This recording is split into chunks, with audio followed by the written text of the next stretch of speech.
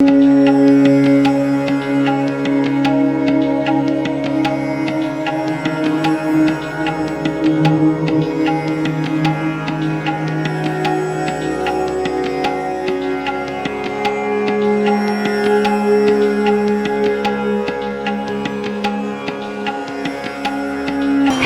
ప్రేక్షకులకు నమస్కారం.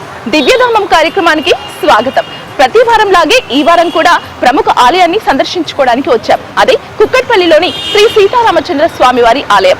ఈ ఆలయం యొక్క చరిత్ర, అనేక అంశాల గురించి, అలాగే రోజువారీ పూజల గురించి తెలుసుకుందాం పదండి. ఎంత చక్కగా ఉంది ఈ ఆలయ ప్రాంగణం. ఒక్కసారి అడుగు పెట్టగానే మనసు చాలా తేలిగ్గా ఉంది. ఇప్పుడు నాకు ఈ దేవాలయంకి అడుగు పెట్టగానే బయట విషయాలు ఏమీ నాకు పట్టట్లేదు. కేవలం ఆ స్వామివారి దర్శనం చేసుకోవాలని మాత్రమే ఉంది. ఒక్కసారి ఈ ధ్వజస్తంభాన్ని చూసారా? నిన్న వైకుంఠ ఏకాదశిని పురస్కరించుకొని ఎంత చక్కగా అలంకరించారు. ధ్వజస్తంభాన్ని ఇంత చక్కగా అలంకరిస్తే లోపల స్వామివారు అమ్మవారిని ఎలా అలంకరించారో ఇప్పుడు చూద్దాం. చూసారు కదండి ఎంత ప్రశాంతంగా ఉందో. ఈ దేవాలయాన్ని ఎంత చక్కగా పూలతో అలంకరించారో. ఇప్పుడు మనతో మాట్లాడడానికి ప్రధాన అర్చకులు ఉన్నారు. వారితో మాట్లాడే ముందు ఈ దేవాలయం యొక్క ప్రాంగణం చూద్దాం.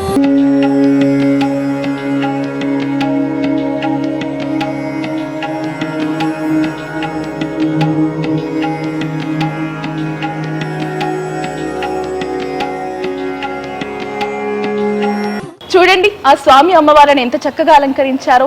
ఈ ఆలయం యొక్క ప్రాముఖ్యత, అలాగే రోజువారీ పూజల గురించి, అనేక అంశాల గురించి తెలియచేయడానికి మనతో పాటు ప్రధాన అర్చకులు శ్రీనివాసాచార్యులు గారు ఉన్నారు. వారితో మాట్లాడే ప్రయత్నం చేద్దాం. నమస్కారం గురుగారు. నమస్కారం గురుగారు.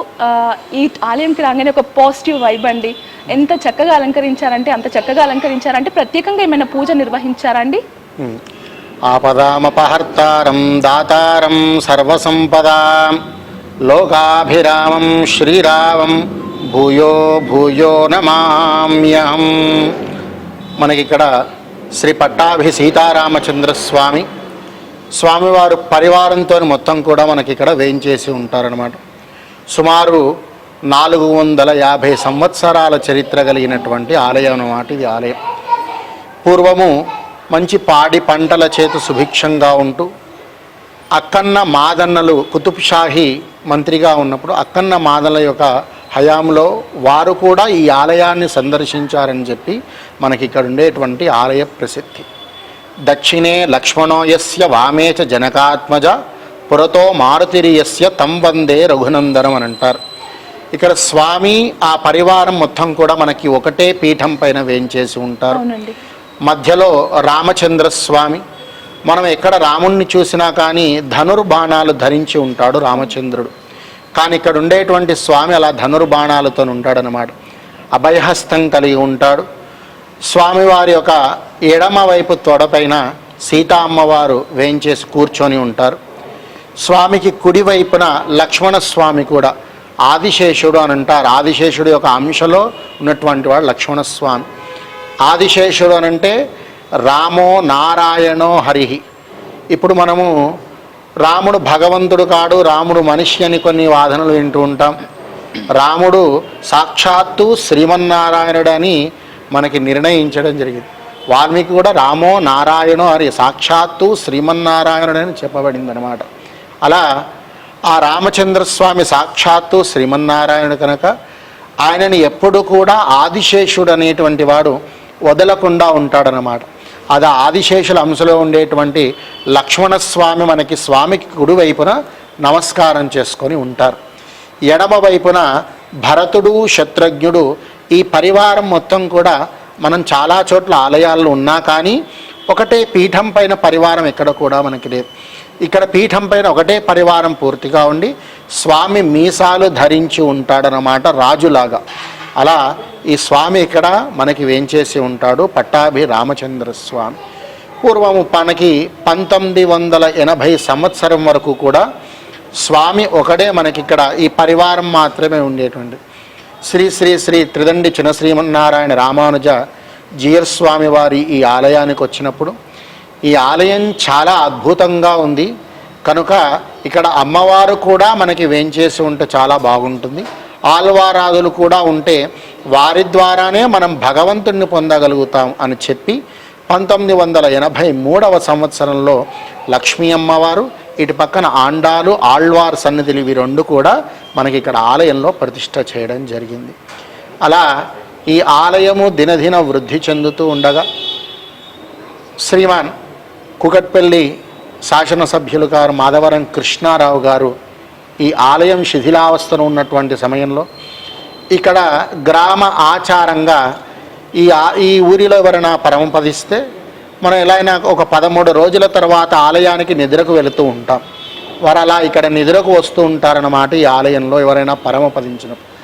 అలా కృష్ణారావు గారు వారి తండ్రి గారు పరమపదించినప్పుడు వారు ఇక్కడికి నిద్రకు వచ్చినప్పుడు ఇంత గొప్పనైనటువంటి ఆలయం ఇలా శిథిలావస్థలో ఉండకూడదు అని చెప్పి 2017వ సంవత్సరంలో వారు ఈ ఆలయాన్ని పునర్నిర్మాణించాలని సంకల్పించుకొని ఇక్కడ ఉండేటువంటి గ్రామ పెద్దలని అందరినీ కూడా దేవాదాయ శాఖ సభ్యులందరికీ కూడా చేర్చుకొని ఈ ఆలయాన్ని చాలా అత్యంత వైభవంగా రూపుదిద్ది 2022వ సంవత్సరంలో త్రిదండి చినశ్రీమన్నారాయణ రామానుజ జీయర్ స్వామి గారి యొక్క కరకముల చేత మాధవరం కృష్ణారావు గారు ఎమ్మెల్యే గారి యొక్క ఆధ్వర్యంలో మహావైభవంగా పునఃప్రతిష్ఠ చేయించబడిందనమాట మనకి ఆలయం.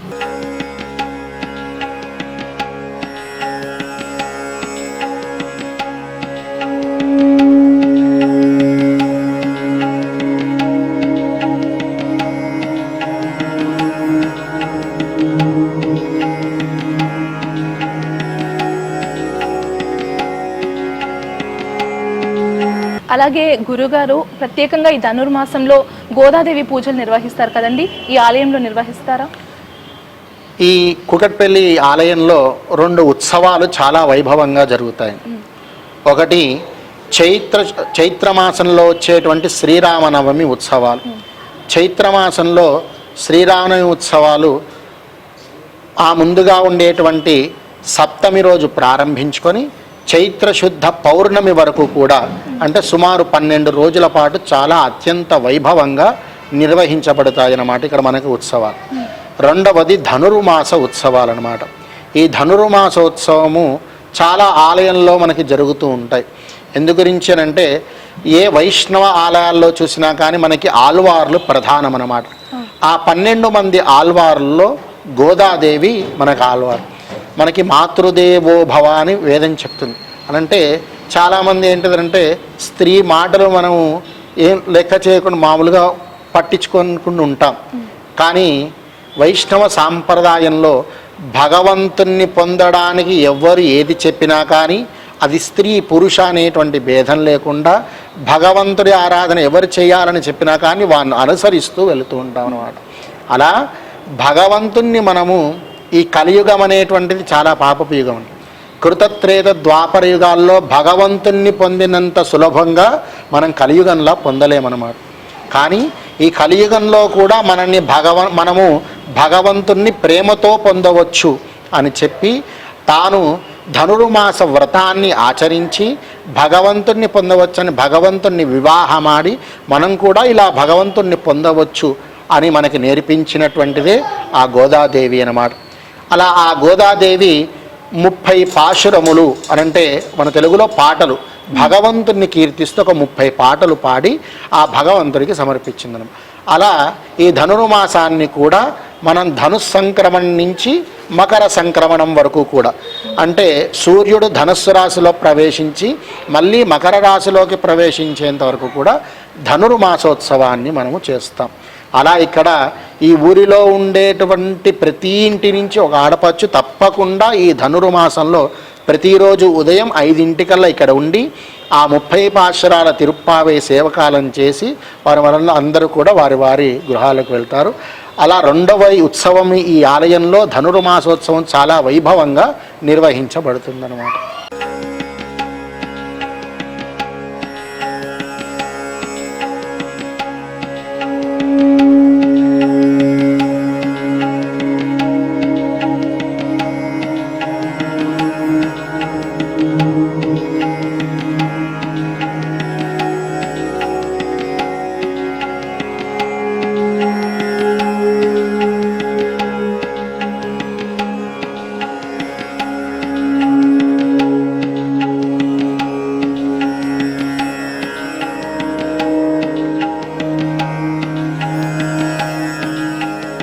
గురుగారు, ప్రత్యేకంగా ఈ ఆలయంలో రోజువారీ పూజలు ఎలా ఉంటాయండి? మనకి ఆగమశాస్త్రంలో నిత్యోత్సవాలు, పక్షోత్సవాలు, మాసోత్సవాలు, సంవత్సరోత్సవాలను జరుగుతూ ఉంటాయి. ప్రతి నిత్యం స్వామివారికి ఉదయం 6 గంటలకి సుప్రభాత సేవ, ఆరాధనాదులు ఉంటాయి. 7 గంటలకి తీర్థప్రసాద గోష్ఠి, మరలా సాయంత్రము 5:30 గంటలకి విష్ణు సహస్రనామ పారాయణం, స్వామివారికి విశేషించి సహస్రనామార్చన, ఆ తదుపరి తీర్థ ప్రసాద గోష్ఠి కార్యక్రమాలు జరుగుతుంటాయి. ప్రతి పునర్వసు నక్షత్రానికి స్వామివారి యొక్క తిరుకల్యాణ మహోత్సవం ఉంటుంది. మాసోత్సవాల్లో పునర్వసు నక్షత్రం రోజు ఉదయం స్వామివారి యొక్క కళ్యాణోత్సవం, ఆ తర్వాత సుమారు ఒక 800 నుంచి 1000 మంది వరకు కూడా ఇక్కడ అన్నదాన కార్యక్రమం నిర్వహించడం జరుగుతుంది. మరలా కళ్యాణం జరిగిన రోజు సాయంత్రం స్వామివారి యొక్క పల్లకీ సేవ కార్యక్రమం ఉంటుంది.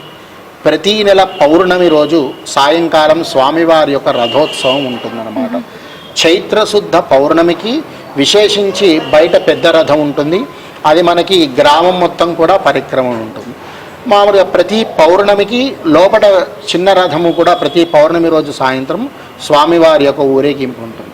ప్రతి ఉత్తరా నక్షత్రానికి లక్ష్మీ అమ్మవారికి నవకలశాభిషేకము, ప్రతి పుబ్బా నక్షత్రానికి గోదామ్మవారికి అభిషేకము, మాసంలో చివరి శనివారం అనంటే అమావాస్య ముందు వచ్చేటువంటి శనివారం రోజు సాయంత్రం ఎలా అయితే మనకి తిరుమలలో సహస్ర దీపాలంకరణ సేవ జరుగుతుందో, ఉంజల సేవ, అలా స్వామివారికి వెనక భాగంలో సహస్ర దీపాలంకరణ కార్యక్రమం కూడా మనకి నిర్వహించడం జరుగుతుందన్నమాట. ఇవన్నీ కూడా మనకి ఒక మాసంలో సుమారు ఈ 6 ఉత్సవాలన్నీ కూడా స్వామివారికి నిర్వర్తిస్తూ ఉంటాం. గురుగారు, ఎక్కడా లేనట్లుగా ఈ ఆలయం బయట ఆ కూర్మావతారంలో ఒకటి ప్రతిష్ఠించారు కదండి, దాని ప్రత్యేకత ఏంటండి? అంటే మనకి పూర్వగానంలో ఉండేటువంటి, అంటే సుమారు ఒక 200-300 సంవత్సరాల పూర్వంగా ఉండేటువంటి ఆలయాల్లో స్వామివారి యొక్క గర్భాలయం ముందు కూర్మాసనం అనేటువంటిది ఉంటుంది అన్నమాట. ఈ కూర్మాసనం పైనే స్వామివారికి ఏ ఉత్సవం జరిగినా కానీ ఆ కూర్మాసనం పైన స్వామివారిని వేంచేపచేసి అక్కడ ఉత్సవాన్ని జరుపుతూ ఉంటుంది. మరి ఇవన్నీ కూడా శిథిలావస్థల్లో జరుగుతున్నటువంటి సమయంలో మనకి ఈ మండపం పైన ఏర్పాటు చేసుకోవడానికి అది వీలు కాదు కనుక ఉన్నటువంటి దాన్ని చరిత్రను మనం ఏది కూడా తీసివేయకుండా అది మండపంలో కానీ లేదా ధ్వజస్తంభ భాగంలో కానీ లేదా రాజగోపురం ముందు భాగంలోనే కానీ మనం పెట్టుకోవచ్చు. అలా మనం రాజగోపురం ముందు భాగంలో ఆ కూర్మాన్ని పెట్టడం జరిగిందనమాట. అలాగే గురుగారు, ఏంటి ఇంత ప్రత్యేకంగా అలంకరించడానికి కారణం ఏంటండి? అంటే ఏమైనా ఉత్సవాలు జరిగాయా? మనకి ధనుర్మాసంలో ప్రధానంగా ఉండేటువంటి ఉత్సవం వైకుంఠ ఏకాదశి అన్నమాట. ఈ వైకుంఠ ఏకాదశి మనం భగవంతుణ్ణి దర్శిస్తే మనకుండేటువంటి పాపములన్నీ కూడా తొలగింపచేసి మంచి ఉత్తమమైనటువంటి, అంటే ఈ కలియుగంలో మానవ జనుడు తెలిసి చేసేటువంటి తప్పులు కానీ తెలియక చేసేటువంటి తప్పులు చాలా ఉంటాయి. అందులో తెలిసి చేసేటువంటి తప్పులు ఇంకా ఎక్కువ. అంటే ఏదైతే మనం చేయకూడదని ఉంటామో మానవుడు దాన్ని చేయడానికే వాడి యొక్క మనస్సుని ఎక్కువ కుతూహలంగా ఉంటాడనమాట. అలా ఈ పాపములన్నీ కూడా మనకి కలగడం చేత మళ్ళీ ఇంకొక జన్మ కలిగి, అంటే మానవ జన్మ చాలా గొప్పదని, మళ్ళీ మానవ జన్మ అనేటువంటిది మళ్ళీ మనకి లభించదు. ఈ మానవ జన్మని సార్థకత చేసుకోవాలి అని అంటే మళ్ళీ ఇంకొక జన్మ కలగకుండా ఎప్పుడు భగవంతుడి చరణాల కిందే సేవ చేసుకోవడానికి మనం నిత్యం కూడా మనం కృషి చేస్తూ ఉండాలన్నమాట. అలా దేవతలు సైతం కూడా భగవంతుడిని ఉత్తర ద్వారం కూడా దర్శించడానికి చాలా ఆనందపడుతుంటారు. అలా విశేషించి మనకి తొలి ఏకాదశి వైకుంఠ ఏకాదశి అని ఉంటుందన్నమాట. మనకి దక్షిణాయన ప్రారంభ కాలంలో తొలి ఏకాదశి జరుపుకుంటాం, ఉత్తరాయణ ప్రారంభ కాలానికి ముందు వైకుంఠ ఏకాదశి జరుపుకుంటాం అన్నమాట. ఈ ధనుర్మాసంలో ఈ వైకుంఠ ఏకాదశి అనేటువంటిది చాలా విశేషించి ఉంటుంది. అలా ఇక్కడ ఈ వైకుంఠ ఏకాదశి ఉత్సవము ఉత్తర ద్వార కార్యక్రమం నిర్వహించడం. ఈ ఉత్తర ద్వార దర్శనం కలిగినప్పుడు స్వామి మొత్తం కూడా ఈ పల్లకీ సేవ పైన, శేషవాహనం పైన ఈ గ్రామం మొత్తం కూడా పల్లకీ సేవ మీద తిరిగి మళ్ళీ వచ్చి ఉత్తర ద్వారం కూడా ఎలా అయితే భద్రాచలంలో జరుగుతుందో అలా మనకి ఇక్కడ స్వామి రామచంద్ర స్వామి దర్శనం ఇస్తారన్నమాట ఆ ఉత్సవమూర్తులు. అలా జరిగినటువంటి వైకుంఠ ఏకాదశికి ఈ కార్యక్రమం, ఈ అలంకరణ మొత్తం కూడా మనకి దేవాదాయ ధర్మాదాయ శాఖ వారు ఏర్పాటు చేయాలి. గురుగారు, ప్రత్యేకంగా ఈ ఆలయానికి సంబంధించి భక్తులు ఏమైనా అద్భుత ఘటన ఎదుర్కొన్నారా? ఇక్కడ మనకి పూర్వకాలం నుంచి చాలా సంవత్సరాల నుంచి మండల పూజ అని చేసేటువంటి వారు. ఈ ఆలయము పాత ఆలయం ఉన్నప్పుడు సుమారు దూర ప్రాంతాల నుంచి అందరూ కూడా వచ్చి 41 రోజుల పాటు స్వామివారికి ఇక్కడ 41 ప్రదక్షిణాలు చేసి ఆ మండలం పూర్తయ్యేంత వరకు కూడా ఇక్కడనే ఉండేటువంటి వారు.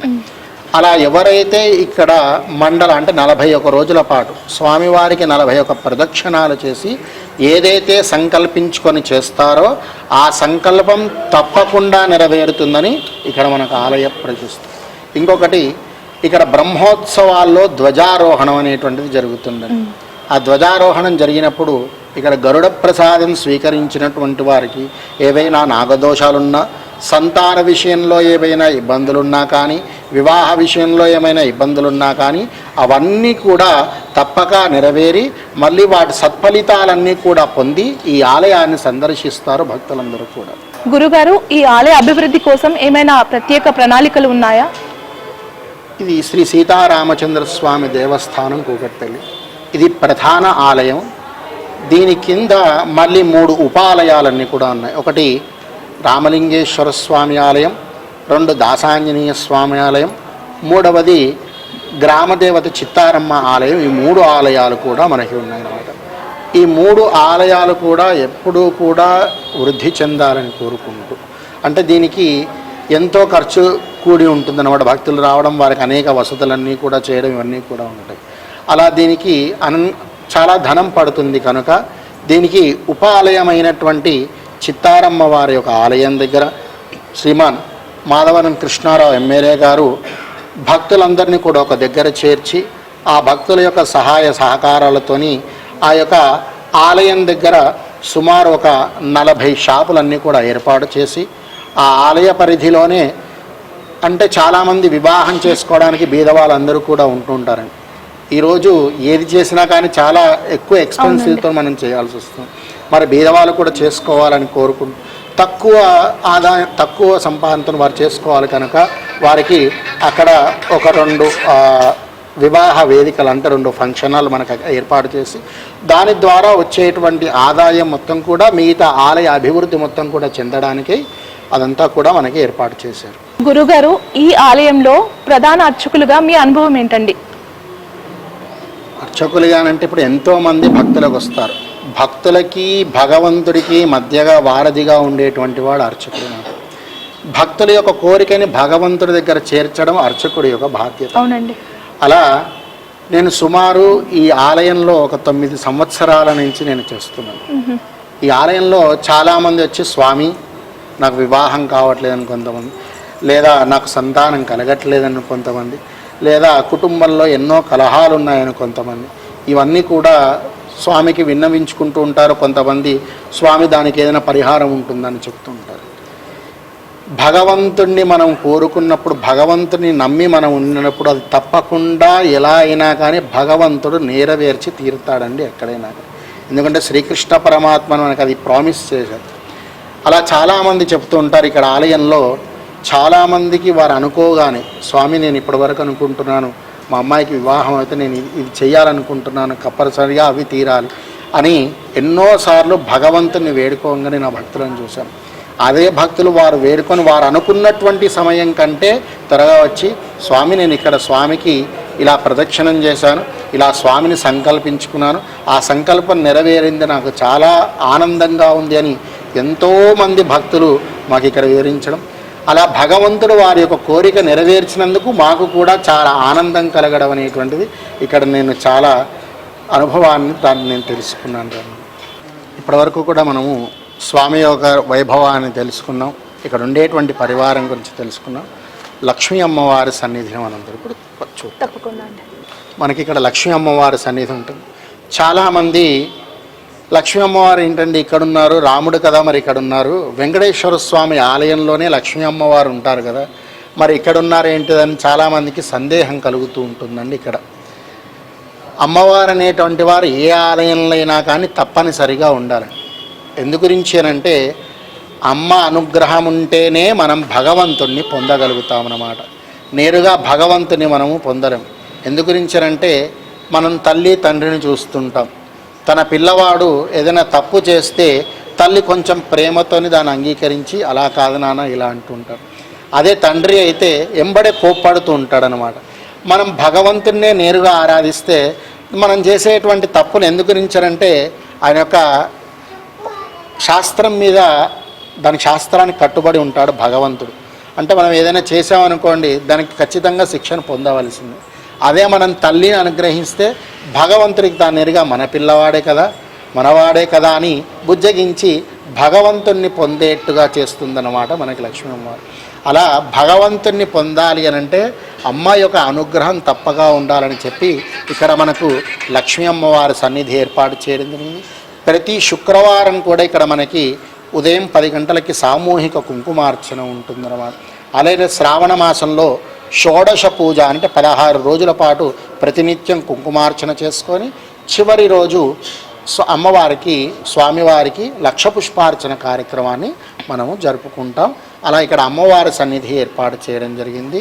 స్వామికి ఎడమ భాగంలో ఆండాల్ ఆల్వార్ సన్నిధి ఉంటుంది, అది కూడా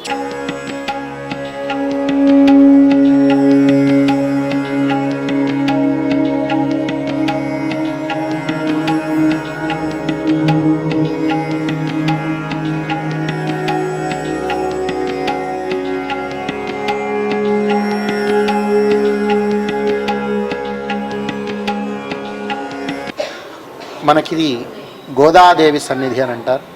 ఇందాక చెప్పుకున్నాం కదా 12 మంది ఆళ్వార్లు మనకు అందరూ ఉంటారు. ఆ 12లో ఒకరే స్త్రీ, అది కూడా గోదాదేవి అమ్మవారు అన్నమాట. అలా ఈ గోదాదేవి అమ్మవారు మనకి భూదేవి యొక్క అంశగా చెప్పుకుంటామన్నమాట. ఎందుకంటే శ్రీవిల్లిపుత్తూరు అనేటువంటి ఒక గ్రామంలో ఆవిడ విష్ణు చిత్తులు అనేటువంటి మహానుభావులకి లభించిందనమాట ఈ గోదాదేవి.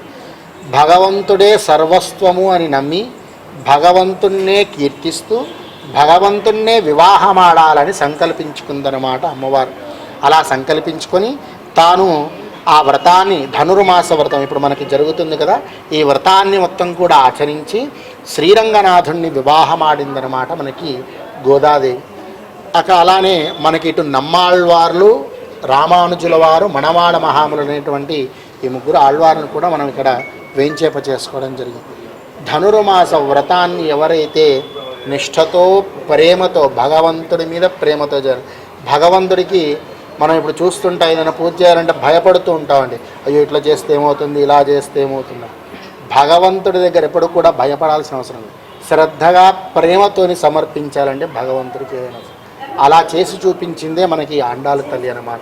అలా ఎవరైతే ధనుర్మాస వ్రతాన్ని ప్రేమతో ఆచరిస్తారో మంచి వరుడు కలుగుతారు. అంటే ఎలా అయితే సాక్షాత్తు అఖిలాండకోటి బ్రహ్మాండ నాయకుడైనటువంటి ఆదిపురుషుడైనటువంటి ఆ యొక్క శ్రీమన్నారాయణుడు ఎలా అయితే వివాహమాడాడో అలా ఈ ధనుర్మాస వ్రతాన్ని ఎవరైనా ఆచరిస్తే మంచి వరుడు కలుగుతాడని మనకి చెప్పబడుతుంది అన్నమాట శాస్త్రం. అలా ఇక్కడ మనకి ఈ ఆండాలమ్మ వారి సన్నిధి వేయించేపజేయడం జరిగింది. అలానే ఈ ఆలయానికి ముందుగా గరుడాళ్వారు హనుమంతుడిని ఇద్దరిని కూడా ప్రతిష్ఠించాలని చెప్పి సంకల్పించడం జరిగిందనమాట మన ఎమ్మెల్యే కృష్ణారావు గారు. వాటిని పెరియ తిరువడి, సిరియ తిరువడి అని మన సంస్కృత నామం. మనం తిరుమలలో చూసి ఉంటాం పెద్ద గరుత్మంతుడు గరుడాది, ఆ తర్వాత అంజనాద్రి మీద హనుమంతుడు ఎలా అయితే ఉంటారో నమస్కరించుకొని అలా ఈ రాజగోపురానికి ముందు భాగంలో సుమారు ఒక 27 అడుగుల రాతి విగ్రహాన్ని ప్రతిష్ఠింపడానికి త్వరలో ప్రతిష్ఠింపడానికి వారు సంకల్పించుకున్నారు. ఎలా అయితే ఈ యొక్క ఆలయ నిర్మాణం ఇంత వైభవంగా వారు చేశారో అలానే గ్రామస్తులందరినీ కూడా చేర్చుకొని ఇది కూడా చేయాలి. ఎందు గురించనంటే మనకి ఈ హైదరాబాద్ ప్రాంతంలో ఎక్కడ కూడా అంత పెద్దటి రాతి విగ్రహాలు ఎక్కడ కూడా లేవు. అలా ఈ యొక్క ఆలయ చరిత్రని ఇంకా పెంచాలని చెప్పి ఆ యొక్క 2 విగ్రహాలను కూడా ప్రతిష్ఠించాలని సంకల్పించుకున్నారు. అది కూడా మనకి ఆ జరిగేటువంటి కార్యక్రమం మొత్తం కూడా త్వరలో చిన్నజీయర్ స్వామి వారిని సంప్రదించి ఎలా చేయాలి, ఎలా ఉంటే బాగుంటుందని దాన్ని నిర్ణయించుకోవడానికి కూడా సంకల్పించుకున్నారు. అది కూడా పని ప్రారంభమైంది. తుది దశకు అంటే పూర్తి అయ్యే దశకు వచ్చింది. మనకి త్వరలో అది కూడా మనకి ప్రతిష్ఠింపడం జరుగుతుంది. చూశారు కదండి ఈ దేవాలయం యొక్క విశిష్టత, అలాగే రోజువారీ కైంకర్యాల గురించి అనేక విషయాల గురించి తెలుసుకున్నాం కదా. ఇది ఇవాల్టి దివ్యధామం కార్యక్రమం. వచ్చే వారం దివ్యధామంలో భాగంగా మరో ఆలయంతో మీ ముందుకు వస్తాం. నమస్తే.